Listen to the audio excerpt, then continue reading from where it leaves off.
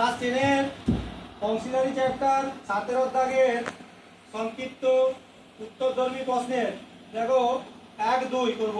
আগেগুলো করে নিয়েছি, এবার 1 2 করব। একটা অংশীদারি ব্যবসায় সমীর, ইদ্রিস, অ্যান্টনি মূলধনের অনুপাত 1/6, 1/5, 1/4। বছরের শেষে ব্যবসায় মোট লাভ 3700 টাকা হলে অ্যান্টনির লাভ কত হবে? তাহলে দেখো এই অঙ্কটি খুব ইম্পর্টেন্ট এবং দুইটিও খুব ইম্পর্টেন্ট, দুটো 100% দুটো ইম্পর্টেন্ট।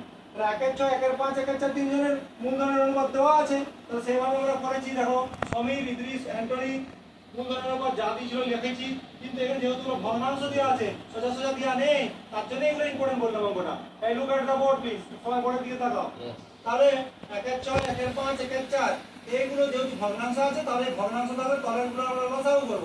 লসাগু করেছি 60 পেয়েছি, সবগুলোর সঙ্গে 60 দিয়ে গুণ করব। 60 দিয়ে গুণ করে পেয়েছি 6 10 60, 5 12 60, 4 15 60, 10 12 15। তাহলে এবারে বলেছে যে অ্যান্টনির লাভটা কত।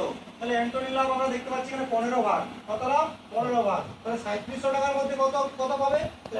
অ্যান্টন 3700 টাকার মধ্যে অ্যান্টনির লাভ পাবে 3700 × 15। তাহলে অনুপাতের যোগটা কত সেটা তোমরা দিতে হবে 37। 37 কে 100 দিয়ে গুণ করলে 3700 হয়ে যায়, 15 দিয়ে গুণ করলে 1500 হয়ে যায়। তাহলে অ্যান্টনির লাভ হয়ে গেল 1500 টাকা। এটা খুব ইম্পর্টেন্ট অঙ্ক, পরীক্ষায় পড়বে। তারপরে দেখো একটি অংশীদারি ব্যবসায় পিতা রাবিয়া মূলধনের অনুপাত 2:3, রাবিয়া জেসমিনের মূলধনের অনুপাত 4:5। পিতা রাবিয়া জেসমিনের মূলধনের অনুপাতটা বের করে দেখাও। তাহলে এখানে দেখো প্রথমে আমরা যা করব সেটা হচ্ছে পিতা ইনটু রাবিয়া ইনটু জেসমিন করে নেব, দিয়ে পিতা রাবিয়ার অনুপাতটা লিখবো উপরে, তার নিচে লিখবো রাবিয়া জেসমিন অনুপাত। এবার দেখো এই ঘরটা ফাঁকা ছিল, তার জন্য এখানে 3 ছিল, 3টা বসিয়ে দিলাম।